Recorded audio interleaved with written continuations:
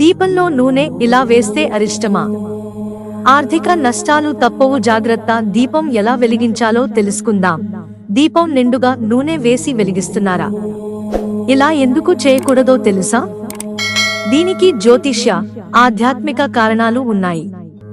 కొందరు వత్తి మునిగే వరకు నిండుగా ప్రమిదను నూనెతో నింపుతుంటారు. దీపారాధన తర్వాత ఉద్యోగాలు, ఇతర అవసరాల నిమిత్తం బయటకు వెళ్లిపోతుంటారు. ఇది సరైన పద్ధతి కాదు. దీపాన్ని కాపు కాయడానికి నిత్యం ఇంట్లో ఎవరో ఒకరు ఉండి తీరాలని పండితులు చెప్తున్నారు. అలా సాధ్యం కాని పక్షంలో నూనెను కొద్దిసేపటి వరకు దీపం వెలిగేలా ఉంచి ఆ తర్వాత కొండెక్కేలా ఉంచాలట.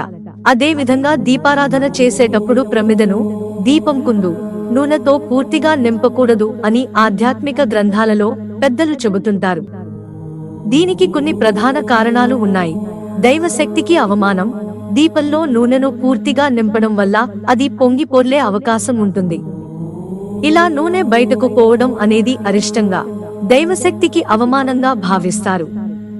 దీపం దైవస్వరూపంగా, జ్యోతి స్వరూపంగా కొలుస్తారు కాబట్టి నూనె పొర్లడం అశుభమని నమ్ముతారు. ఆర్థిక నష్టాలు. దీపారాధనలో నూనె పొంగడం లేదా వృధా అవడం ఆర్థిక నష్టాలకు, ధన నష్టానికి సూచిక అని నమ్ముతారు. లక్ష్మీదేవికి అప్రీతికరమని భావిస్తారు. అశుభం.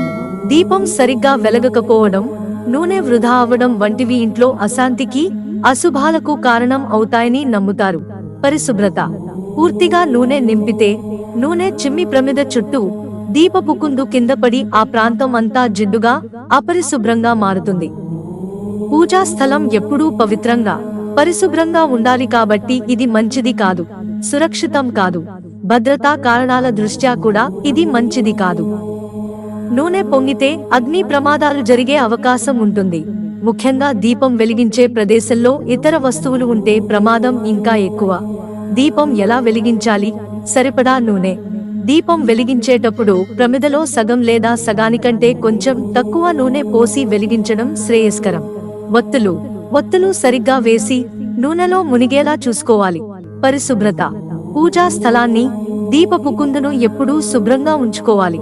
ఈ కారణాల వల్ల దీపం వెలిగించేటప్పుడు ప్రమిద నిండుగా నూనె పోయకుండా జాగ్రత్తగా, భక్తి శ్రద్ధలతో వెలిగించడం మంచిదని చెబుతారు. మిత్రులారా, ఛానల్ సబ్స్క్రైబ్ చేసుకోవడం మర్చిపోకండి. ధన్యవాదాలు.